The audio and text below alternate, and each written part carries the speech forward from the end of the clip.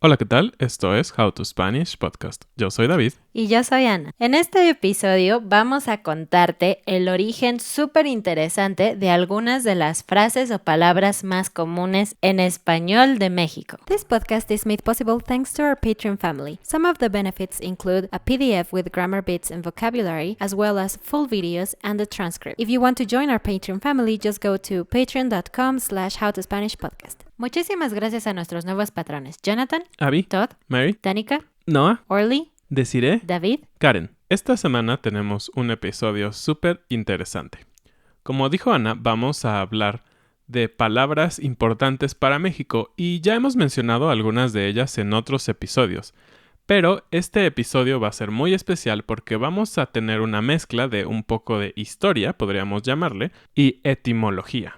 Suena muy avanzado, pero van a ver que es muy interesante. Creemos que es muy importante conocer el origen de las palabras. A veces simplemente las decimos porque están en nuestro vocabulario, pero no nos ponemos a pensar todo lo que hay detrás de las palabras. Para algunos de ustedes sabemos que es muy importante conocer un poco más sobre el idioma, no solo hablarlo. Y también creemos que conocer esta parte de la historia y de todas estas cosas interesantes también te ayudan a entender mejor la cultura detrás del idioma. Es por eso que vamos a hablar de esta mezcla de historia y etimología de estas palabras tan importantes en español en México. Si tú has vivido en México, si tienes amigos mexicanos o simplemente si has visto en algún programa de televisión, serie o telenovela a mexicanos, cuando nosotros hablamos por teléfono, muchas veces respondemos con bueno y simplemente es algo que aprendes a hacer y cuando tú contestas el teléfono en español, contestas con bueno, aunque claro, puedes contestar hola o sí diga o quién o algo así, pero lo más común es preguntar bueno. Quiero decir que esta palabra de bueno al contestar el teléfono, como dice Ana, es lo más común que tú puedes escuchar en una conversación telefónica, ¿no? Pero la realidad es que a mí en lo particular no me gusta. Tiene muchos años que yo pensé, sin haber estudiado esto de lo que vamos a hablar, que no tenía sentido, porque la palabra bueno es como decir está bien o es agradable, cualquier cosa como positiva, ¿no? Entonces, para mí no tenía mucho sentido decir bueno, así que yo decidí siempre decir hola. Pero la mayoría de las personas sigue diciendo bueno. Yo digo bueno todavía. Tal vez ustedes no se han preguntado por qué decimos bueno, pero yo sé que algunos de ustedes sí, porque de hecho alguien me escribió un comentario preguntándome por qué decimos bueno y yo dije, no sé, tengo que investigar eso. Y lo que pasó es que si vamos a la historia del teléfono, por ahí en el siglo XIX, cuando apenas estaba comenzando todo este asunto de los teléfonos en México, la tecnología fallaba frecuentemente, como ahora, ¿no? Creo que constantemente tenemos problemas en la comunicación, porque el internet está lento, porque no se conectó bien nuestro micrófono o nuestra cámara a la computadora. Siempre ha habido problemas técnicos cuando se refiere a la tecnología. Y esa no fue la excepción en aquellos años cuando apenas estaba comenzando el teléfono. Seguramente ustedes saben cómo funcionaba el teléfono en esa época, porque lo han estudiado, lo han visto o incluso porque han visto la serie Las chicas del cable en Netflix, que es muy popular, es una serie de España que habla justamente de este tema de los teléfonos, cómo funcionaba en la antigüedad. Había un grupo de operadoras en una central telefónica. Cuando tú llamabas, realmente llamabas a la operadora y tú le pedías a la operadora que te conectara con la otra persona que también tenía un teléfono en su oficina, en su casa o algo por el estilo. Entonces, cuando tú te conectabas con la operadora, ella quería primero asegurarse de que la conexión era buena, es decir, que tú podías escucharla a ella y ella podía escucharte a ti antes de conectarte con la persona con la que realmente querías hablar. Así que la operadora preguntaba, bueno, como diciendo, ¿la conexión es buena? ¿Por qué lo decía en forma masculina? Bueno, no sé. Simplemente era como se hacía en ese entonces, preguntaban bueno y la otra persona decía bueno o decía sí para decir que la conexión estaba funcionando y entonces todo podía continuar.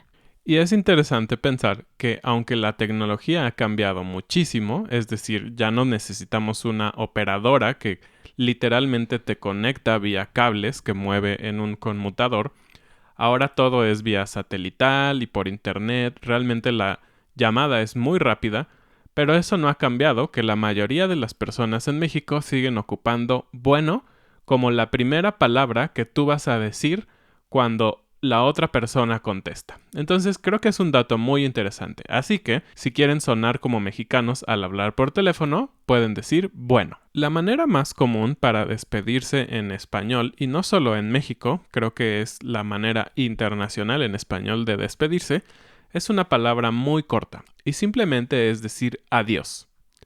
Adiós es una palabra junta, es decir, no hay ninguna separación, pero realmente esta palabra viene de la palabra Dios y la preposición a de una manera separada, es decir, a Dios. Y esto quería decir o era una contracción de decir adiós seas, como diciendo que Dios te ayude, que Dios te proteja. Entonces de ahí también viene la expresión ve con Dios, que es muy común en español tanto en España como en los países de Latinoamérica. Algo que es muy interesante de esta frase es que habla mucho de las creencias que vienen desde España hacia América en general. Como ustedes saben, los conquistadores estaban auspiciados o patrocinados por los reyes católicos de España, que eran Fernando y su esposa. Parte de lo que ellos querían lograr, obviamente aparte del oro y las riquezas que había en esta parte del mundo, era evangelizar a estos hombres que no conocían de la religión cristiana católica. Entonces fue así como llegó desde España esta frase tan pequeña pero tan importante en nuestro idioma, adiós. Me pregunto qué decían los indígenas en idioma maya o náhuatl, no sé cómo se despedían. Es una pregunta muy interesante. Y eso también abre la puerta para otra frase muy interesante y que tiene que ver con las creencias. Y la palabra es ojalá. Por cierto, sé que muchos de ustedes tienen un poco de miedo de esta palabra porque ojalá también es el precursor del subjuntivo. Si no sabes cómo usar el subjuntivo, recuerda que en nuestro canal tenemos un video, un episodio donde hablamos del subjuntivo y en el otro canal tenemos un pequeño video explicando cómo conjugar el subjuntivo, así que puedes ver esos videos. Ojalá viene de una parte muy interesante también de la historia. Como algunos de ustedes saben, los moros estuvieron invadiendo España durante varios años. Y obviamente parte de la cultura de los moros se quedó en España. Y parte de ella, pues, era la religión. Ellos eran musulmanes, ellos no eran católicos. Por lo tanto, esta palabra de ojalá, si tú la partes en dos partes, dice oj y alá. Lo que quiere decir es Dios quiera. Pero obviamente estaban haciendo la referencia a Alá. Entonces, como pueden ver, estas dos frases tan pequeñas tienen la misma idea, ¿no? Estás deseando que Dios esté involucrado con las personas. Y rápidamente, si tú nunca has escuchado ojalá, ojalá significa básicamente como espero o deseo, algo así. Seguimos con otra cosa que es muy mexicana. Esto también sucede en algunas otras partes de América, pero principalmente en México. Y es cuando una persona te habla o cuando una persona dice tu nombre porque quiere hablar contigo o pedirte algo. En México, la gran mayoría de las personas responde con la palabra mande. Esto está en nuestra cultura, muy en el fondo de nuestra cultura, en nuestra educación. Creo que por lo menos de nuestra generación, quizás una generación o dos más jóvenes que nosotros, si tú le preguntas a una persona si alguna vez sus padres le dijeron, no se dice que, se dice mande, te van a decir que sí. Porque es muy fácil y muy cómodo responder con ¿qué? Como Ana, ¿qué? pero los papás te decían que no, era completamente irrespetuoso hacer eso, así que en lugar de eso decimos mande. En la actualidad muchas personas están cambiando la palabra mande por la palabra como o la palabra dime. Pero bueno, mande viene del verbo mandar, que es como algo que haría un jefe o el dueño de un esclavo o algo así con alguien que está abajo de él, ¿no? Dar una orden, eso es mandar. ¿Y por qué respondemos eso? Suena muy Sumiso, ¿no? sumiso, ajá. Y resulta que esta expresión se usa desde el virreinato, es decir, desde la época en que los españoles estaban en México y habían formado un nuevo gobierno. Y era la manera, de hecho, en la que los mestizos, indios, los nativos mostraban su sumisión a las personas de castas superiores, es decir, a los españoles o a los hijos de españoles que habían nacido aquí. Pero también se dice que esto fue más o menos natural porque en las culturas indígenas que hablaban náhuatl era muy común referirse a las personas de mayor autoridad o mayor jerarquía de una forma muy sumisa y muy amable. Y desde entonces, por eso nosotros respondemos con mande, como diciendo, sí, dime, lo que tú digas está bien, ¿cómo puedo servirte? ¿Cómo puedo ayudarte?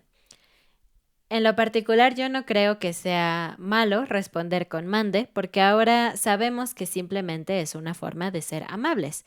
No quiere decir que soy tu esclavo. Pero bueno, si no te sientes cómodo diciéndolo, como ya te dije, puedes responder con dime o dígame, si es más formal. La siguiente palabra que queremos explicar tiene muchos usos en español de México y la verdad es que nos encanta usarla. La palabra es órale. Bueno, vamos a hablar de 3 usos muy importantes. El primero de ellos es admiración. Por ejemplo, si tu amigo se compró un coche nuevo y tú le dices, ¡órale! ¡Qué padre! Simplemente es como decir, wow, está increíble. Otro uso es ocuparlo para decepción. Por ejemplo, tu amigo dice, ay, ayer hice una fiesta y no te invitó, entonces tú dices, órale. Es como diciendo, qué malo eres. Ujú. Y por último, y creo que es la más importante y de hecho es el origen de esta frase, es con tiempo, con que algo se haga rápido. Por ejemplo, si necesitas salir y tus hijos todavía están comiendo el desayuno, tú les puedes decir, órale, órale. Es como decir, rápido, apúrate. Así es. ¿Y cómo evolucionó esta palabra o de dónde viene esta palabra? Es muy interesante.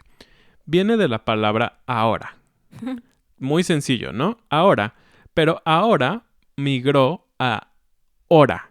Es decir, quitamos la A. Creo que eso habla de que realmente tenían prisa, ¿no? Fueron economizando esta palabra. De ahora a hora. Y finalmente, hora se le agregó le.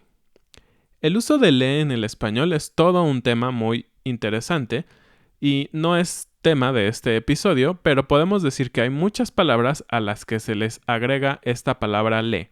Entonces, esta es una de ellos, órale. Se agregó el le para darle un sentido de imperativo, como una orden. Órale. La siguiente expresión mexicana es ¡qué chido! Nosotros hemos usado esto y a veces algunos de ustedes nos han preguntado ¿pero qué significa chido?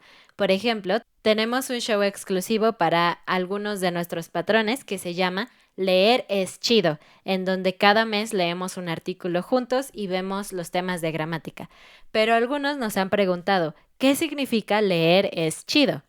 Bueno, pues chido prácticamente significa genial, increíble, divertido. Cualquier adjetivo positivo es chido. Pero, ¿de dónde viene la palabra chido? Porque no tenemos ninguna otra palabra similar.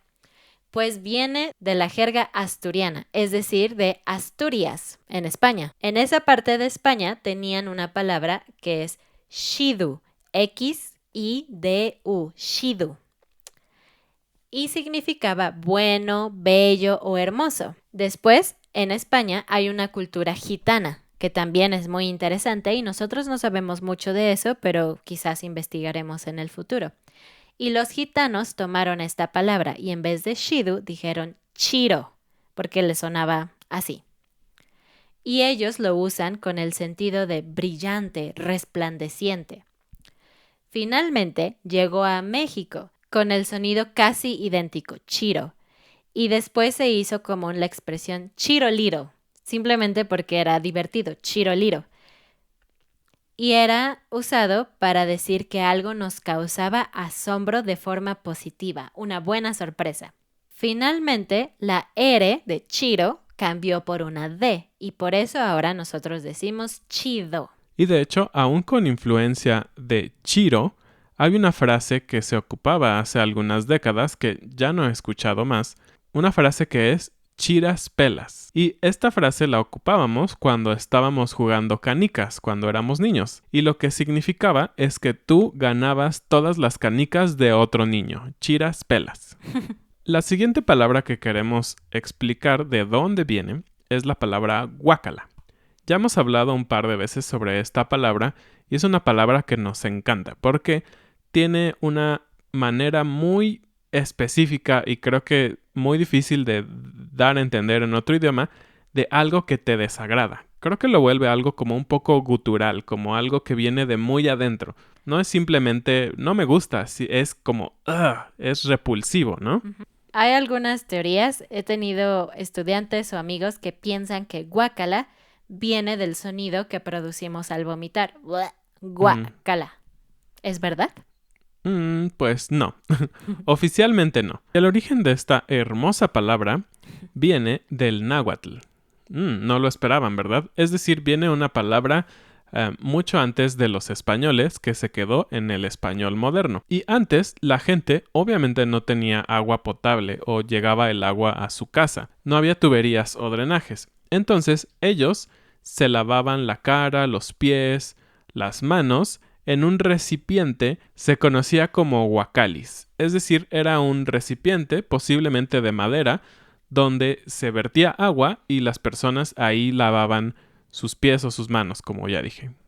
Y de hecho también derivó en otra palabra que se llama huacal, y el huacal también es un recipiente de madera donde normalmente se cargan frutas o verduras, y hoy mismo seguimos llamándole así a estos recipientes. Y después, avanzando en la historia, en la época de la colonia, cuando alguien se lavaba los pies o las manos, normalmente tiraban el agua a la calle desde la ventana porque igual no todos tenían drenaje y agua potable o agua limpia. Entonces, cuando a alguien le caía esta agua, decía guácala con H. Y guácala también hacía referencia que era el agua de un guacali, por lo tanto era un agua sucia y desagradable.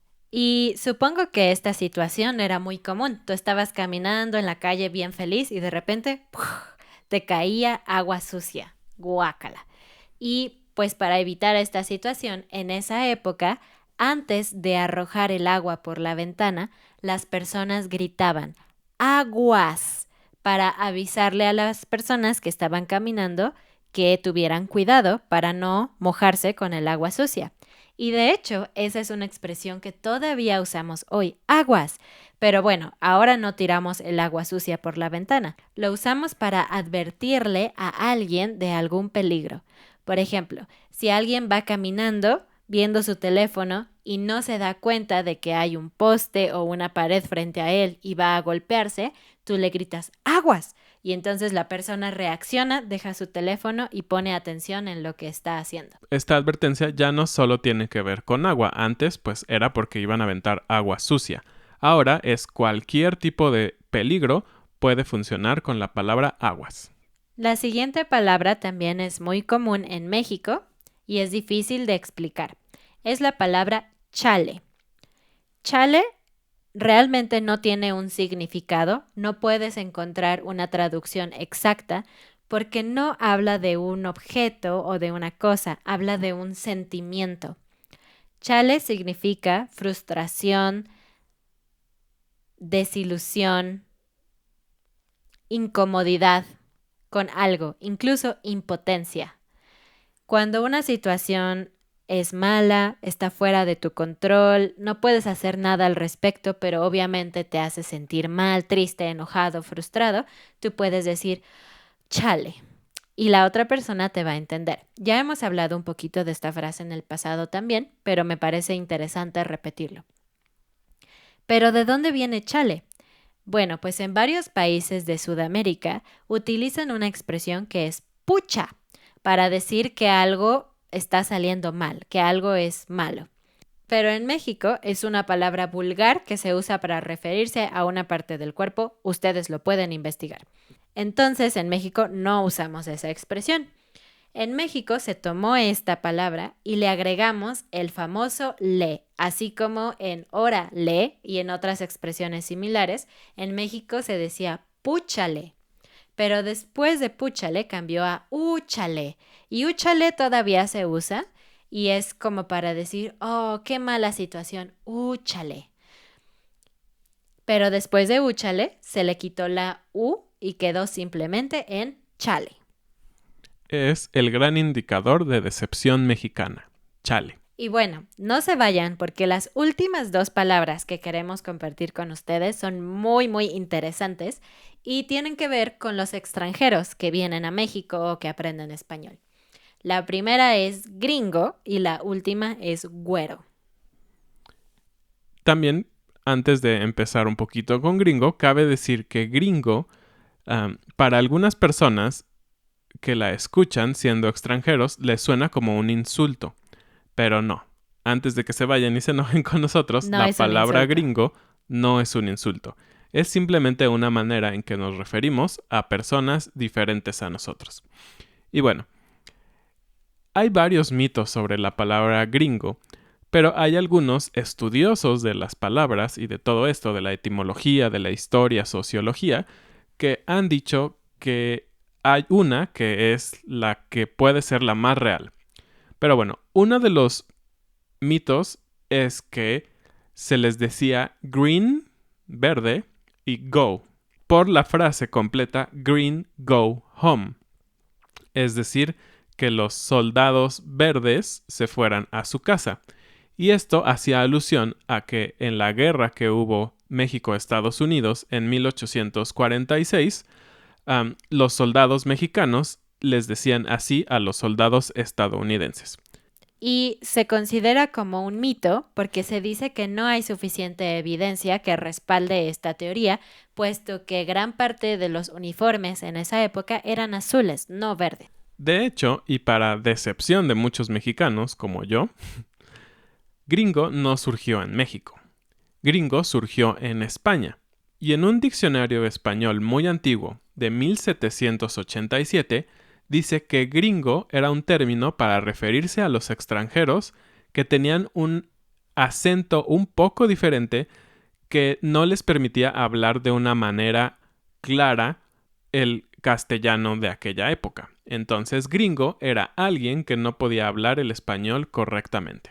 Después de esto, en el año de 1890, es decir, ya casi en los 1900, llegó esta palabra a América Latina, específicamente a Argentina, y los trabajadores argentinos lo ocupaban para referirse a extranjeros, para referirse a personas que no hablaban español, es decir, personas de Europa o de Estados Unidos que hablaban inglés, alemán, francés, italiano, que estaban en Argentina. Algo importante es que en aquel entonces en Argentina sí se consideraba como una palabra despectiva, pero no fue así como llegó a México. En México, lo que significa es alguien que no es mexicano. Se cree que principalmente es alguien de Estados Unidos porque son nuestros vecinos más cercanos que no hablan español, porque el resto de Latinoamérica, con excepción de Brasil y otros paisitos, sí hablan español. Así que para nosotros los de Estados Unidos eran nuestros extranjeros favoritos, los únicos que conocíamos realmente antes de que los viajes fueran más internacionales. Así que ellos eran gringos. Pero, como ustedes saben, a veces es un poco difícil determinar exactamente de qué país es un extranjero. Tal vez si ustedes ven a un grupo de personas de Latinoamérica, no podrían decir exactamente quién es mexicano, quién es colombiano o quién es argentino. Pues así nosotros, cuando vemos a alguien que claramente es extranjero, más blanco que nosotros, quizás más alto. No sabemos exactamente si es de Europa, de España, de Estados Unidos, de Canadá, y por eso a casi todos los extranjeros diferentes a nosotros les decimos gringos. Y bueno, solo como un dato curioso más, obviamente esta palabra gringo no nació tampoco en España, es decir, es una palabra muy antigua. Viene de hecho del griego. Y en Grecia lo ocupaban para decir que el mensaje estaba en un idioma diferente al de ellos. Y como ustedes saben, los griegos eran tan importantes, ellos se creían como la última Coca-Cola del planeta, ellos decían que lo que escuchaban no era griego, era griengo, es decir, solo un poco diferente a griego. Por lo tanto, no podían entenderlo. Y la última es güero. Si le preguntas a alguien qué significa güero, te va a decir que güero es alguien que tiene el pelo rubio o amarillo y la piel blanca. Se escribe con la letra G, U, E, R, O, y la U tiene 2 puntos sobre la U, que es una diéresis, güero. En México se usa también como una forma amable cuando los vendedores quieren que tú compres algo. Ya lo hemos hablado en algunos episodios donde hemos hablado de cómo comprar en México, etc. Es común que te digan güerito o güerita, pásale güerito, cómprelo güerito, etc. Pero el origen de esta palabra es muy interesante. Viene del castellano, es decir, del español antiguo, y durante el siglo de oro, en España, se utilizaba la palabra güero con H, en lugar de G, H, güero. Y esta palabra tiene que ver con gallinas y con huevos, aunque realmente esta palabra tiene orígenes muy viejos en el celta, el idioma celta. La historia de la palabra es que cambió muchísimo, pero prácticamente güero se refería a un huevo de gallina que estaba demasiado blanco, es decir, no estaba listo para comerse, estaba crudo, no tenía color suficiente. También significaba que era algo vacío, sin sustancia. Y después eso pasó a denotar a alguien que estaba vacío de color.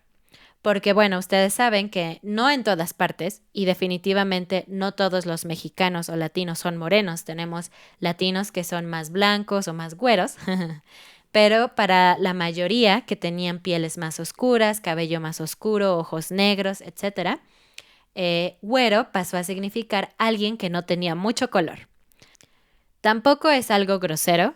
Cuando le decimos a alguien güero, no estamos diciendo que esté vacío o que no sea inteligente, simplemente hacemos referencia al color de su piel o de su cabello, pero no es con afán de ofender. Y terminamos con la frase del día, una frase que yo ocupé, y es creerse la última coca del desierto. Es muy sencillo, lo que esto quiere decir es que una persona tiene un concepto muy alto del que realmente es o debería de tener. Es decir, si tú tuvieras muchísimo calor en el desierto y aparece solo una Coca-Cola, esa Coca-Cola es muy importante, ¿no? Porque va a saciar tu sed y te va a dar energía por el azúcar y todo eso. Así que es una frase que ocupamos para decir que las personas se creen mucho. Gracias por escuchar este episodio. Recuerda compartirlo, dejarnos tus comentarios, visitar nuestra página de Patreon para tener la guía del vocabulario, la transcripción y todo eso. Nos vemos la próxima vez. Adiós. Adiós.